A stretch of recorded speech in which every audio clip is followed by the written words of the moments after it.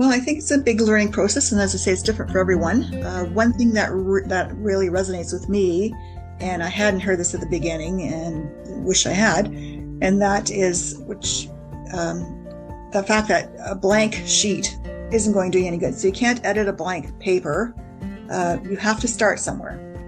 So, and I think that's the lesson for life in general. If there's something in life you want to do, you have to go out there and do it. I mean, it's that simple, really. So you have to start with, as I said, there needs to be a spark, there needs to be an idea, something which maybe comes from your background experience or something that you've heard about or watched or seen or whatever. So you take that one little thing, that's your start. Get it down on paper. Maybe it's part of a list of just some ideas. Maybe it starts with a sentence, whatever, but you need to start somewhere. So get something down, get some ideas up here, get them down on paper, make a start. So whatever you want to do, go ahead and just plunge in there and start, right? Get a start on it. So that would be the advice I would give to anybody starting out writing anything at all. Hey everyone, welcome back to Living the Next Chapter. I have another amazing author with me here on the podcast. And I just love talking to authors, getting some insight into how they do their craft. And my guest today, Ivanka Fear, is on, and she has an amazing background, connections here in Canada, which makes me happy. And I'm really happy to have her on the podcast. Welcome to the podcast. Nice to have you here, Ivanka. How are you? I'm good. Thanks, Dave, for having me. This is exciting. So, okay, I got to ask right off the bat, do you do a lot of podcast interviews? This is my first, actually. Oh, come on. We got to have some kind of award or something. I gotta come up with something that I can send to my first-time guests. I have a lot of great authors on the show. First time ever on a podcast. Welcome. Glad to have you here and excited to talk a little bit about your background. I have your website up on the screen as we're chatting. I love the website. I love all the water and the ocean going on in the background.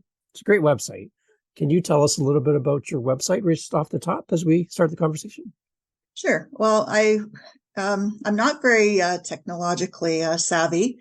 So for me to create my own website took a lot of trial and error. And I wanted it to become something that I'd be happy with in terms of it reflected who I am, not just necessarily professional, which maybe it's not as professional looking as it would be if I'd hired someone, but it's a reflection of me and who I am. So therefore we have the cat and we have the water, things that are about me. Yeah, I love it. And I'm going across all the options here. I see your playlist of your books. I see poetry and stories, your blog. What kind of things can we find here when we come to your website that you would send people to maybe first if they're coming here for the first time? Okay, well, I think the first thing you see when you get onto the website, you're going to be asked to subscribe to my newsletter. So you can either choose to, put in your email, and I don't do it too often. I've been doing it once, quarterly, once a season, beginning of the season usually. And so you can keep up with things that I've been doing in terms of writing and the things that are inspiring me. And after that, you can either, register for that, or you can click the X and go right to my website. And on the website, it will tell about my book. There's a little bit about me. There's a trailer at the end of the first page about the book, which I created, which I really like. It gives you a 2-minute synopsis of what's going to happen in the story. Nice. And then the other things on there that I would direct people to are, if you're interested in reading more about the things that I'm reading, there's the blog section, which has right now, all it has is my book reviews, books that I've read in the last couple of months probably, but I'm hoping to put other articles or other bits of information on there as well as I go along on the blog. The poems and short stories that I've written, I have links to them there, the magazines that, online magazines, or in some cases there isn't a link, but there's a mention of a story in a magazine where it was published. Nice. Yeah, I'm on that one right now. I can see a ton. It's amazing. There's like a long list here. So I've written a lot. Before I wrote the novel, obviously, I wrote a lot of poetry and a lot of short stories and published that. And that's how I got the start into the career of being an author. The reviews have come just recently. I've always loved to read, but I thought as a new author myself, I like to get on to, say it's Google, the Goodreads or on Amazon, and to see what are other people thinking about my book when they've read it. And so I thought, well, if I want to see what people think of my work, I'm sure that I can return that favor to other authors as well. So now instead of just reading the book, I will go on and give it a star review, a 4 or 5 star review. I tend to not give it a low review. If there's something I don't like, I generally don't read it. So I'll start, and if I'm not enjoying it after a while, I try to give it a fair try. But if I'm not enjoying it after a while, rather than force myself through it and then say, oh, this is a 1 or 2 star book, I just don't bother usually. So the books that I have on there are books I've recommended that are 4 or 5 star reviews. Have you ever heard back from any of these authors as far as your reviews? Well, some of the authors are people who I would know through my agent or through my own publisher. Okay. So they're aware that I've given them a review. Nice. And they often will return the favor, which is nice as well. It's a great idea. I don't think I've seen this on any other author site. So congratulations. This is unique to me. Any tips for people leaving reviews from your perspective on how we can be, how our reviews can be helpful to an author instead of just giving like good book, like 2-word responses? How can we be more meaningful in our reviews? Well, some of the reviews tend to be longer, and they're talking more about the plot of the book or about the characters. And I tend to do that as well when I'm writing a review. I like to give a little bit of to the reader so that they know, what's this book going to be about? Is it a book that I'm going to be interested in, regardless of what the reviewer has to say? So you want some of that, but you don't want it to be too lengthy. Yep. But what you do want to hear is, what did they think of overall? Was it something that kept them reading? Was it something where they could relate to the main character? And, was it something that was a quick, easy read, or something that they struggled through to read? And if they did struggle through it, and if they had some hardship with it or something they didn't like, and if you're going to give a 1 or 2 star review, don't just say, okay, it's a 1 or 2 star book, but give your reasons for that. So as an author, when I see that, well, first of all, you kind of get your back up and you're like, oh no, if they didn't like it, it's their problem. They didn't like it. It's not, it's the author's problem, because you wrote this and you wanted to connect with your reader, obviously didn't with that reader. So you want a reason. So if it's not something that there was something in there they didn't enjoy, then you want to know that so that you can improve for the next time. Yeah. And that's the idea. Right? Tell the things that you liked. Did you connect with the character? Hopefully, did it keep you reading? But if not, why not? What was the problem? Yeah. Because that's information that the author, especially if you're a new author, that you could really use to help shape your future writing. I actually had an author come on, and he got a review that he struggled with because when he wrote his first book, his first novel, he really wanted to do a really slow burn at the beginning of the novel to set the world and create the world. And it was really kind of just, he purposely wrote to be really slow. And then the story picks up from there. But he purposely did that, as he wanted to try it. And one of his lowest star reviews was that it was too slow in the beginning. And he's like, that's exactly what I was trying to do, but it didn't translate well to the reader. From his perspective, what he was trying to do didn't really work. So his next book, he went completely opposite and started with a bang and got different feedback. So again, it's kind of how you approach your writing. And some people are going to love your book. Some people might not. But if you can take some of the learnings that you get through your reviews, I think that'll help make you a better writer. Right, exactly. And that's what I would say, is to to accept those low reviews and try to learn something from that. And also to remember, it's not always the reader or the author. Sometimes it's just not a good fit. As an author, as you said, that author got across what they wanted to get across with a slow burn start. It wasn't necessarily what that reader was looking for. Right. So maybe it wasn't a fault of either reader or author. It was just not the right book for that reader. Yeah. And that's okay. Not everybody likes the same thing, right? Yeah. So you have, as an author, you need to accept that. Not everyone's going to love the book, but if they have something positive to say, that's great. If not, maybe a suggestion that can help you with the next bit of writing that you do. Yeah, I love it. Okay, so we mentioned before we hit record, you were out just recently promoting the book and meeting other authors and readers. Tell me, what kind of things are you doing to promote your book and the release of the book, and making connections with the community, with the writers around you and the reading public? What kind of things would you suggest, or what are you trying? Well, I've spent the last few months, since I should have started this sooner, but my book wasn't quite released when it was supposed to be released, and I wasn't exactly sure when it would be. It was a month late. So I didn't, being a first time author, I didn't really know that you should start that process way ahead of the time that the book is published. So I'm a little behind that way in terms of promoting. So the last few months since it's been out, I've been doing a lot of online things where it's interviews, online interviews with sometimes other authors, other writers. Been doing some blogs. This is my first podcast, as I mentioned. Hopefully I'll be doing some more of those.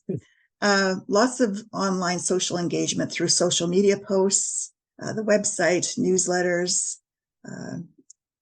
And then there's the other part now, and thank goodness we're able to get out now and meet with people face to face.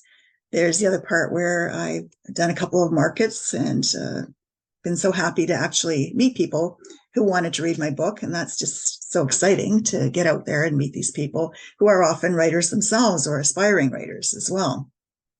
So I've done a few of those. I've started small with a friend invited me to a book club as the author. So that was a new experience because I've done book clubs before, but not as the author of the book that was being studied or being talked about. And the next thing that I have coming up is I have a book fair I'm going to in July, and then I have a couple of book signings at Indigo this summer as well. One of the biggest things that I've done happened a few weeks ago. I went to New York City, to Times Square, and that was such a major experience as a new author. I hadn't been sure that I would go. At first, my thought was, oh no, I don't want to be in front of a big crowd of people. Get on a plane, even for me, isn't something I like to do. So traveling to a big city like that I don't think I want to do that. And I'm so glad that I went ahead and did it. As a debut author, I signed up for International Thriller Writers. And as part of that, with my novel just coming out, being a debut author, they have a program for debut authors. And part of that program is you have the opportunity to go to New York to the Thriller Fest, which is their big yearly convention. And you get to go to the debut breakfast for the debut authors breakfast. And you have to do a little speech, about just a 1-minute speech, but still it's a little nerve-wracking when you're in front of all these other readers, authors, people in the publishing industry. So you have to tell about yourself and your book. And it was amazing to meet all the people there and to be part of that. And then there was the book signing room after that. So to be amongst all these, not only your peers who are starting out as authors or potential readers, but to be with these other authors who are famous best-selling authors and to sit in on their panels and to listen to them talk about their writing and their writing process was just amazing. So that would be the biggest thing that I've done so far. That's amazing. And I love that you're getting recognition for your work, because I think when I talk to authors on the podcast, a lot of them mention that a lot of their writing time is spent alone and in kind of in solitude, and they're kind of yearning for that opportunity to connect with other authors and connect with their audience and their readers. But it's that sitting down to write every day and working on the book and longing for the day when they can have that interaction. Did you have anybody kind of with you during the writing process, or did you do this on your own? I was very fortunate. My husband is my biggest supporter. So when I started writing, it was with a poem. And it was just for myself. It was a hobby, just something that I wanted to do or felt I needed to do. And he said, after I'd written a few, he said, you should try to get these published. So he's been my biggest, always been there for me, biggest supporter, reading everything that I write, encouraging me and giving me ideas with my work as well. So I haven't had to work in solitude, but you're right. Being a writer is very much a solitary profession. Most of the time you're sitting there and you're at whether it's with a pen or paper, with your computer, your laptop, you're sitting there by yourself and you're writing things. So during COVID, that was actually a time when I'm sure that many people were able to take that opportunity to do the writing that they had thought, oh, someday I'd like to do this. And now with us being forced to be home alone or with our families, we had a couple of years of sort of downtime with an opportunity to do that. So I'm sure a lot of people took that opportunity to work on their writing or to start their writing career.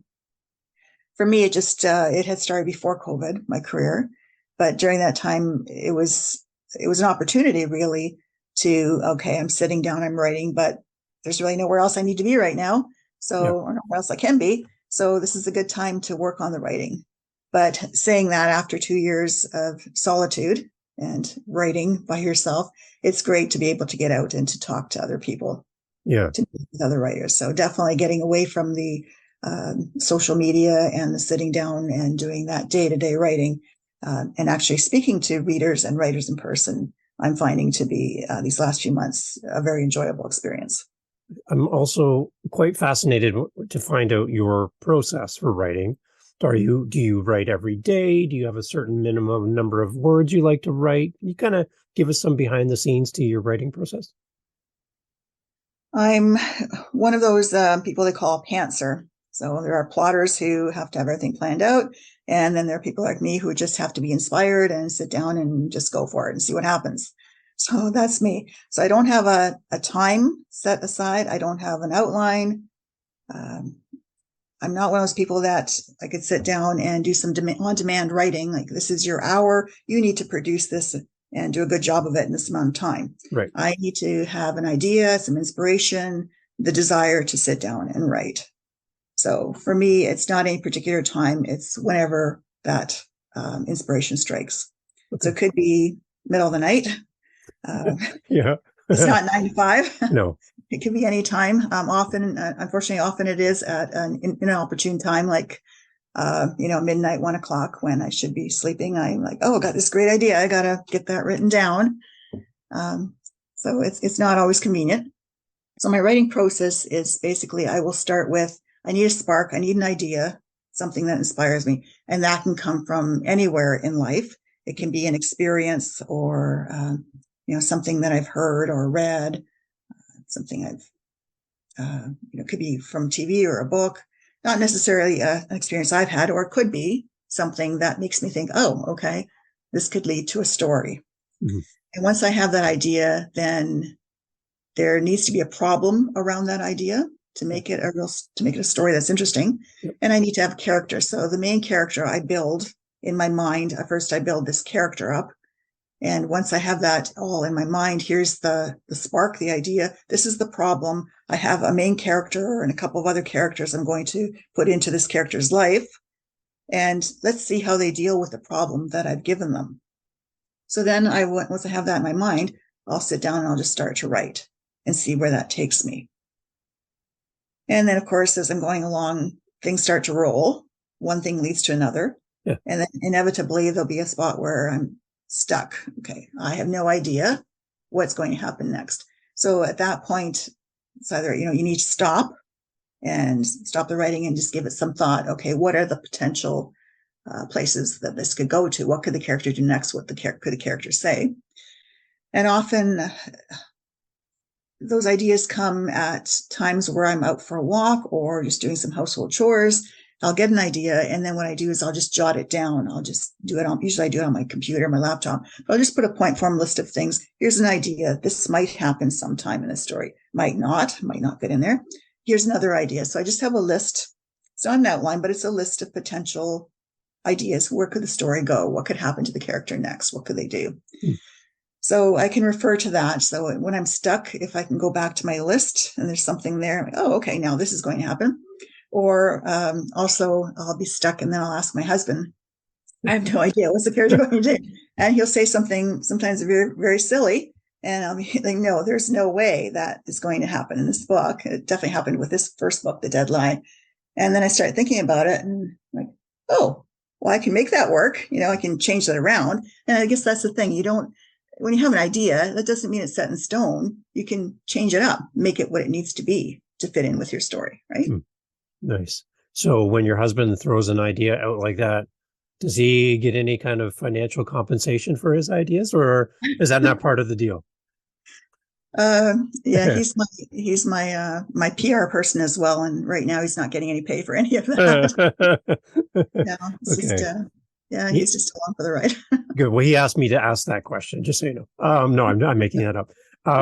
When you're creating your book, are you writing in like a linear fashion? Are you starting at chapter 1 and going to chapter 2? Because I had an author come on recently and they write in reverse. They have the end and then they rewrite backwards to the beginning. so that they know where their character is going to end up. And I thought that was unique. I didn't really realize that was a way to do it. I guess you can do it any way you want, but what's your process that way? I tend to start at the beginning with the first chapter and roll along. I think I had with my first book, I think that what I did was I got to a certain point, and it's that point where you're kind of stuck, but you know what happens later. So leave that part, go on, write the next three, write the last 3/4 of the book if you can, and then try to piece it together, go back to it. So I think I've done that, but generally I would start at the beginning and it just kind of flows and rolls along from beginning to the end. But saying that, I also do a lot of flashbacks in the character's life. So they'll be rolling along and then all of a sudden it's something in the past has happened. Okay. Which gives you some context for the story, right? So for me, it's chapter 1 right through the end usually. Okay. But there is a lot of, in the book, there's a lot of this is in the past and now it's present. And then it's from the far past, can be all over the place that way as well. I had one author on recently and she said that at one point she got stuck and it was like her character reached out to her and started having a conversation with her. And she said it was the most unique thing ever because she got direction from the character that she was building to kind of go in a different direction than she was planning. And I'm like, well, that's interesting. When your character talks back to you and you're having a conversation, was anything like that in your journey? I don't think I talk to my character, but my character talks to the other characters in my head. So, so while I'm doing other things, I'm constantly in this other world. So it's always in the back of my mind here. I'm in the other person's world, my main character's world.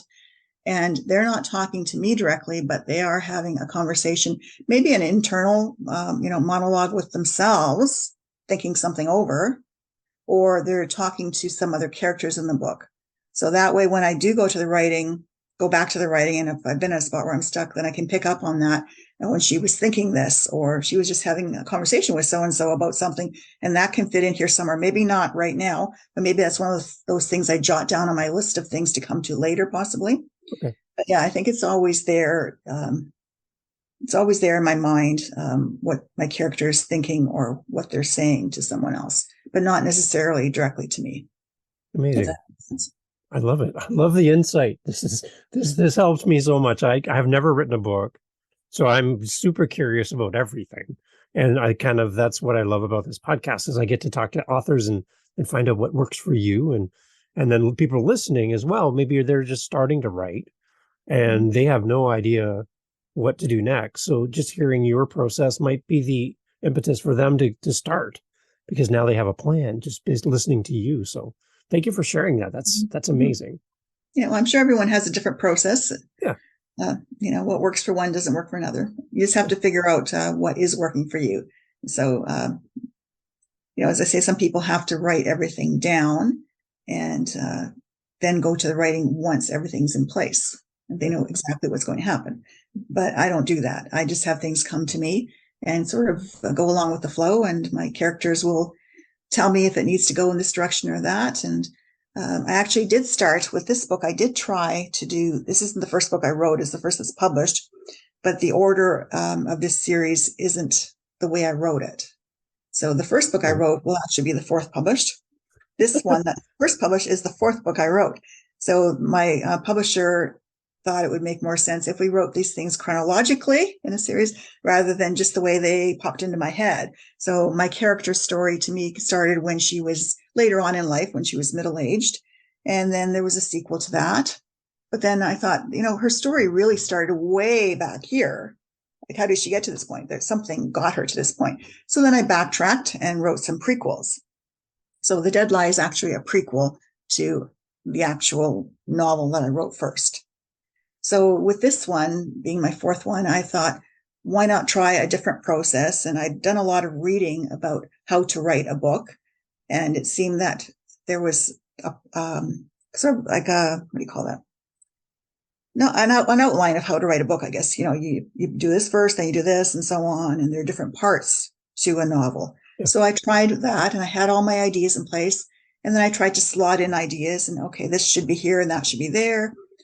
And everything in my little boxes. And then I set out to write the story. And as I did that, my characters didn't cooperate. So, next you need to do this. And I try to write that. And then my character would go off and do something that was not in any of the boxes. And so I was like, okay, well, that can't work because next you need to do this. And you haven't done this to get to that point. So I found that writing that outline wasn't my way of writing, but it works for a lot of people. So I think everybody has to, through trial and error, you have to find what works for you. Yeah. So let's go into The Dead Lie. Let's kind of unpack a little bit for this for readers that haven't purchased the book yet. They're going to after hearing you on the podcast. What are we going to find here? Can you kind of give us the synopsis of the book? Well, the story's about a young girl or a young woman named Lana. So her story actually starts even before the first book, but in the story, she's a young woman with a family. She has a background, something traumatic has happened in her past, something that she also contributed to. She's done a terrible thing. So this incident in the past is something that she's had to run from. She can't go back and change it. There's nothing she can do about it. What's done is done. So she's had to go forward. So she, as a young girl, she was 18, 19 when this traumatic incident happened. She needed to leave her past behind. So she changed her name. She moved away. She had a whole new identity. So this is now 11 years after that traumatic event. And she's starting to think, well, I'd like my life back.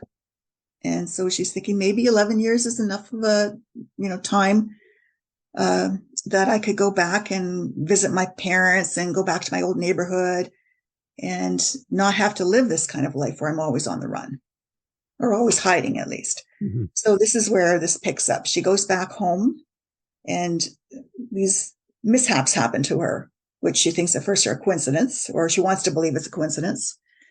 She's led, as a young woman, she's led a fairly sheltered life. So she's been protected. She's naive, not experienced in the way of the world.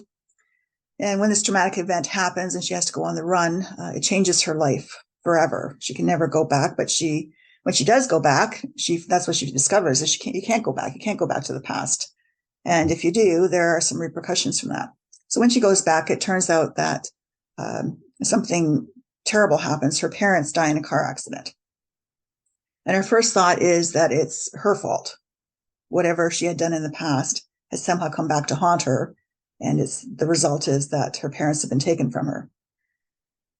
In not believing that it was an accident, and being nosy, that's the other part of her character is she's innocent and doesn't have a lot of life experiences, but she's very nosy. And this is what makes her, in the future, an amateur sleuth, is her ability to figure things out, to get to the bottom of things. Mm-hmm. So she wants to know, why did my parents die in this accident? Is it just an accident, or is it because of me? Did something else happen? Why did this happen?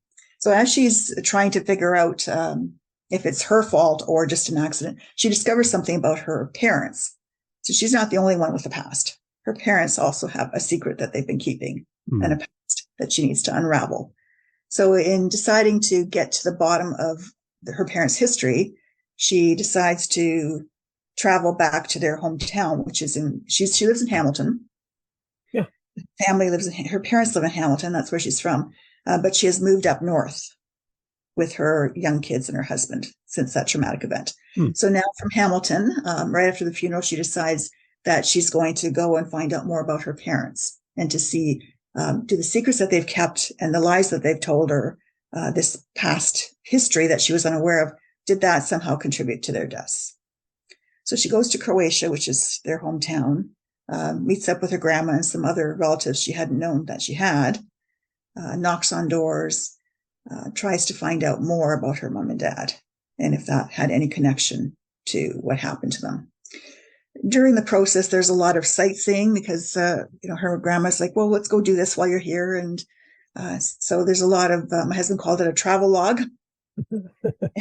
So a lot of my readers really enjoyed that. They liked being immersed into the Croatian experience, the culture and the sightseeing.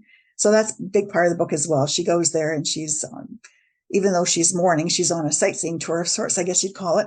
But her main reason for being there is to discover what happened to her parents, to find out more about her family that she didn't know she had, and also to protect her own husband and her young children, because whatever happened to her parents, she's worried that if it's the result of her actions from something she did 11 years ago, could this come back on her family now? Will it be after her children, after her husband and her children, not just her? Maybe her parents were the start of it. So she's trying to figure out what happened to them so that she can protect her family. And that's really what drives her, is protecting her family, especially her children, from whatever has caused her parents' death or whoever might be after her. So that's her motivation. Yeah, and I'm reading along as you're talking on your website, and a little bit more information there too. And there's a lot going on in this story. I love this. It's great. Well, there's a lot of I'd call it revelations. She learns a lot about herself, about her family. So there's a lot of twists and turns in the book. And that's the sort of thing I love to read. So, of course, it was the type of thing I decided I should write. So as you're going along, you're like, oh, wow, there's something new. And then it will take kind of a bit of a turn or a twist where there's something new gets revealed that is a bit of a surprise. And even as you get towards the end of the book, because it's a series and there's so much more of her life and her story to be told, I've left it open so that this story, the particular story, is finished. Each book is a standalone in the fact that you could pick it up and read it on its own. Okay. But it continues on. So if you start from the beginning and you flow all the way through it, it tells her more and more about her story. And in each case, something new comes up so that she's in a new danger situation that she needs to work through. Amazing. And she learns things along the way that she didn't know, as well as the reader. Nice. I think you mentioned this already. I just want to go back to it. How many books total are going to be in this set? So I have in the series, I have 5. Okay. 5 books in this. It's the Blue Water Mystery Series. There are 5 books in this series. Okay. So in the first one here, she's 29 going on 30. The next book is a year later. She goes back home, which is up north to a small town where she's moved with her husband and family, her young kids. That's where she's lived the last 12 years in the next book. So there she has a new mystery to solve. So this first book, whatever's happened there, that mystery's been solved, her parents and what happened to them. The second book is a new mystery. It's about her husband's receptionist who went missing. What happened to her? Oh. So being nosy and always thinking, does it have something to do with me? Because it's my husband, connected to him. Is it connected to me, my family? So in the back of her mind, she's always worried that she's in danger, that her family's in danger, and somehow is connected with her. So when her husband's receptionist goes missing, obviously she wants to investigate that because she's worried it has something to do with her. On the other hand, being a part-time reporter in her small town and being nosy and needing to know everything, that also drives her. And as well, she wants to, of course, get her husband's receptionist back. So she's wanting to do a good thing. Yeah. And that's part of her story, is her character arc is redemption. She started off young in life. Something terrible has happened to her. She's made a bad decision about what happened to her, done a terrible thing, can't change it. But going forward, she can do good. She can protect her family. She can try to help other people. So as she goes along and she's solving other mysteries, she's doing it to help other people, as well as always, of course, it's self-preservation. She does want to protect herself and her family, but she is trying to do good in the world. So her future seems to be that murder shows up on her doorstep all the time, and she's always trying to solve the mysteries. Amazing. As an author, do you find yourself putting yourself into your characters to some degree? Is there little pieces of you scattered through the narrative? Oh, I would say definitely. I think with my main characters, I put some part of myself in there, and I think that's what helps it to become a little more realistic. Yeah. So the character, she has issues with being on a plane, just like I do, being closed in, claustrophobia, fear of heights, this sort of thing. And she's an introvert. So I put parts of myself into that. She's and yet being an introvert, as I said, she's nosy and she needs to know what's going on. So she's out there trying to solve all these mysteries, all these puzzles, and very protective of her family. So I'd say, yes, there are definitely parts of me in my main character. Amazing. Amazing. So when you're writing this many books in a series, do you have them all kind of in working status at the same time? Or are you just focused on one at a time and you're just because I could just picture there's going to be something, even though they're standalone books, there's going to be something in book 1 that's going to show up over maybe book 3, and there's going to be a little bit of an overlap in the story. So you kind of have to build the whole world across the entire series, or are they completely separate? Can you kind of explain how that works? Well, my writing is very scattered. So Okay. I don't think there was any big plan. There was Okay. never even a plan to make a series out of it. The whole thing started with a short story. And the idea for the short story started with something. And this is where, as new writers, take those little things that happen to you every day, whether they happen to you or you hear about them from somewhere, take every little thing and see if you can build something out of that. So for me, it was, and I'm not sure if it really happened or not, it was a phone call. So I woke up, there was a phone call, or it was a dream. I honestly don't know if it was real or still a fragment of the dream. Woke up, there's a phone call asking if I would be interested in colored diamonds. And I'd never heard of colored diamonds, but I thought, that's strange. Why did I get this phone call? And maybe I can make something out of this. So I started to do some research about colored diamonds. And in that research, the idea came to me of a young woman who gets herself into trouble because she involves herself with, and it wasn't the idea of colored diamonds isn't in the story, but the story came from that, if that makes sense. Oh, She gets okay. herself involved with a criminal family. That's what happens. And in the short story, it does start with the diamonds. Like there are diamonds in the story. They're not the biggest part of the story, but there's something about diamonds in there. And so it became a short story about a young woman who unwittingly gets herself involved with a criminal family, with a young man who's part of a criminal family.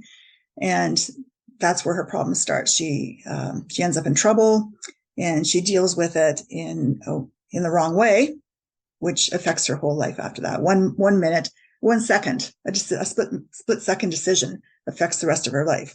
So I got this idea for the story, wrote the short story, and then I kept thinking, in your head, these things are rolling around. So what happened next? So I had another story idea, and that became eventually an idea for a whole novel. Okay. So I wrote that novel, which is actually book 4 in the Book 4. series. Yeah. Okay. Not thinking of it being a series, just thinking of that. Okay, it was a short story. It was an Yeah. idea, and it was a short story. And maybe there's another short story. And I actually wrote a couple more short stories, but I never had like an overall idea of, this is going to be a series. It's going to start here and end up here, and the bits and pieces are going to fit together. Started with that one idea, ended up with this book, and then got thinking, well, what happens next? There's still, it's not, the story hasn't really finished. So I wrote the sequel. Okay. And I thought, okay, done. But then that's where I went backwards. No, she has a whole backstory. Yeah. Okay. Where I started when she was a teenager, something happened to her. Yeah. And that's so important to her overall story. I need to go back and fill that in. And so that's where I went back. And after I wrote what is book 5 of this series, I wrote what is actually book 2 of the series. And then I went back and wrote this one, which is book 1 of the series, The Dead Lie. Wow. And then I went forward in the middle and filled in with book 3 of the series. So I didn't have a plan how this was all going to fit together, but except for in my mind, I would come up with ideas, and then I would say, okay, so this goes here. And then, so I have all these books in no particular order. Not sure how they all connect together at all, if they do, except it's the same character going through different things in her life at different times. Resulting from this traumatic experience from the story. And then when my agent and my publisher got hold of this, they knew what to do with it. They said, we need to put this in order. Obviously, start here, right? Yeah. And let's do it chronologically. And it makes so much sense. Into a writer's mind like mine, it didn't, I didn't have no sense for it. I just wrote what inspired me and what I felt like writing, and what the ideas came, as the ideas came to me, I just wrote it, not really thinking, how's it all going to connect? She'll do this, and then we can do a prequel, and then we can do another sequel, and all over the place. But my publisher said, yes, this is great, but let's do it this way in a logical order. So now as I'm going back, so it's this revision. I had to revise the first book, because in the first book, I had her as a young adult with the traumatic experience not having happened yet, I think. I can't even remember because I revised it so many times. And now she's 11 years after the fact is where this book starts. So it had to be not rewritten, but revised, had to be some changes made. So in a book, there are so many revisions and so many edits that are done before you get to the final product. So that's the first one. So now as I'm going on to the second one, so I understand, okay, this is what's happened in this one now. I need to make sure as I go forward and do that editing that all the bits and pieces connect better than connected before. So that all comes later on with the editing, I'd say. Is that original short story out there in the world for people? It is actually, but the short story, because I've made changes to her story since I wrote the short story that inspired Lana's story, Okay. It doesn't quite line up. The things that happen to her aren't exactly the way that they happen in the book.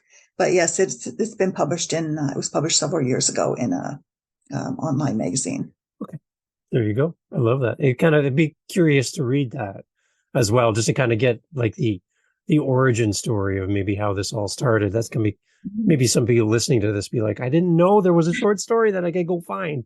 So is that available through your website at all? It's not. Okay. It might be something in the future that I will have as kind of an extra, possibly. Okay. Awesome. I love that. If your main character were to walk in the room right now, sit down in front of you, would you have any questions for them, or reverse, what do you think they would say to you as the author? Can you kind of give us a little insight into them? Oh, she would be really sick and tired of all of the problems and situations and issues that I present her with. Mm-hmm. And she'd say, enough, I really can't take any more of this. Yeah, that's enough. Please stop. But to make it interesting as a writer, though, your character has to go through a lot. Otherwise, it's just a boring, mundane story of their, she has a life. And so I could write about her new life where she's up north. And I mentioned this a few times. She's up north and she has a couple of kids. She lives a blissful existence as a mother and a wife, a part-time reporter. She bakes cinnamon buns. She has a lovely home. Everything's just perfect. Yeah. That wouldn't make for much of a story and certainly not much of a series if that's what her everyday life was like. So that's the ideal life that she wants to live. And she is trying to live that. But unfortunately, I don't allow her to sit back and live that perfect life. So I keep throwing these obstacles in her way and keep reminding her, you did this. You have to make some repercussions and you need to redeem yourself. You need to do something about that. Going forward, you can't go back, but going forward, you need to do better. You have to remember what you've done and learn from it. And by the way, other people aren't going to forget either. So they're going to keep popping up and causing you some problems in your life, give you some grief because of that. So yeah, so so I'm sure she would not be happy with what I've done to mess up her life, I guess. Amazing. Other way around, what would I say to her? Yeah.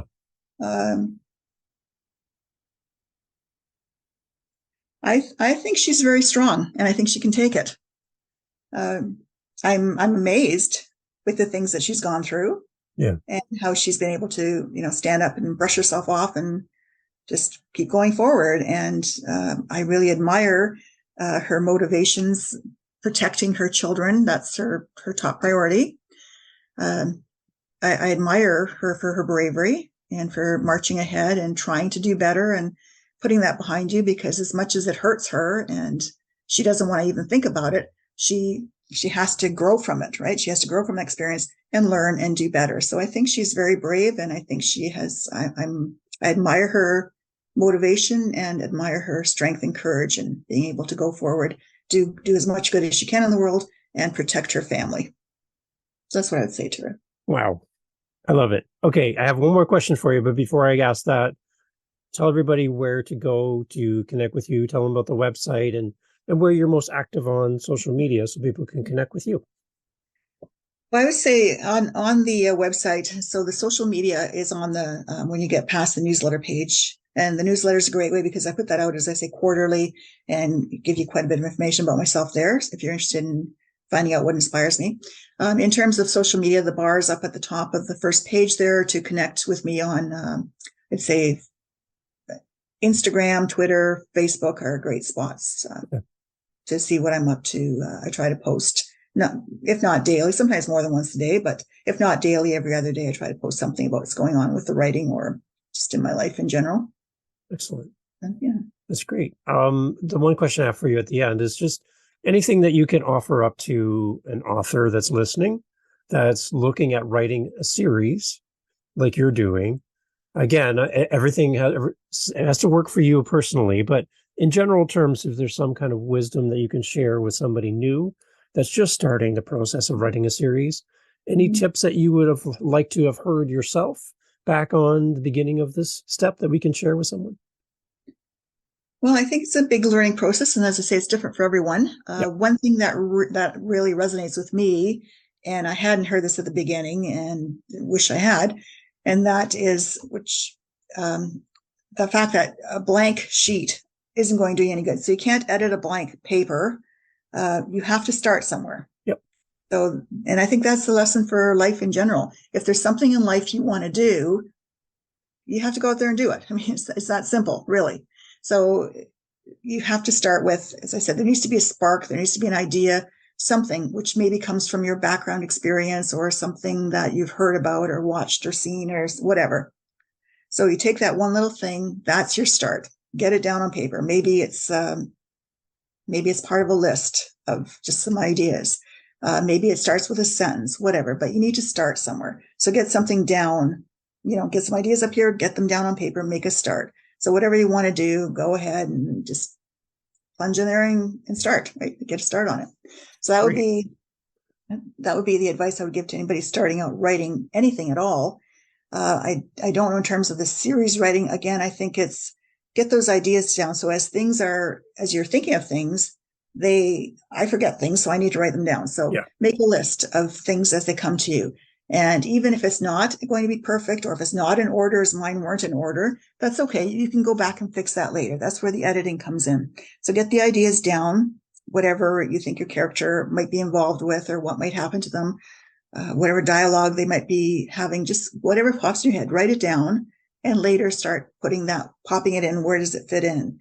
And you'll need a character arc. So you want to make sure that as you write the first book, there has to be so much more there. You can't say, okay, my character, you've solved the problem. You're done. Your life is perfect now. There always has to be something underlying there that needs to be gone back to so that can be the next book in the series.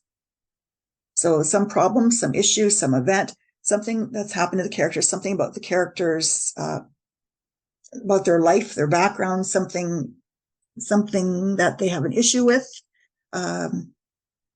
So, for instance, in my other series that I have, the first book coming out in October, it's called "Where's My Husband?" The main character there, she has a big issue with anxiety.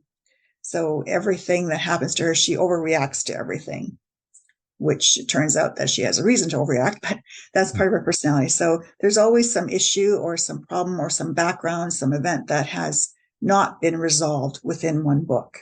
And that's where you're able to carry it on and put them in a different situation with that unresolved issue or that problem or that event. It's still there in the background. It's not taken care of yet. So put them in a different situation now, give them a different problem and see what happens. And that leads to continuing on the series. Wow. Okay.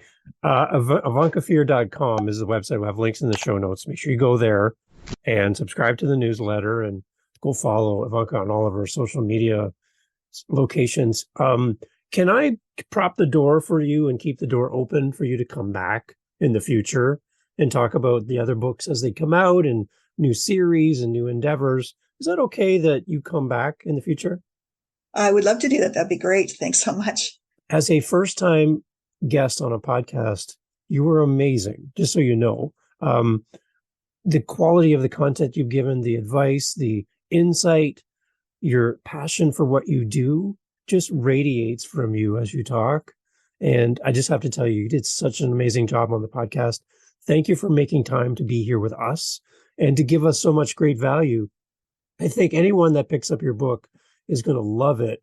And let's go back to the original thing we talked about reviews.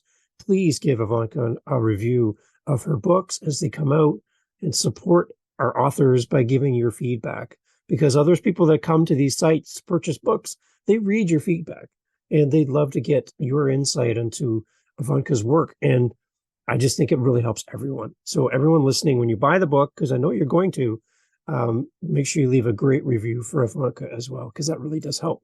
Ivanka, thank you for being part of Living the Next Chapter. Well, thank you so much. It's been great to be here. You're a great example of someone who is living the next chapter in everything you're doing. So You're a perfect fit for my show, and I'm so happy to have you here. Thanks for being here. That's great. Thank you. Awesome.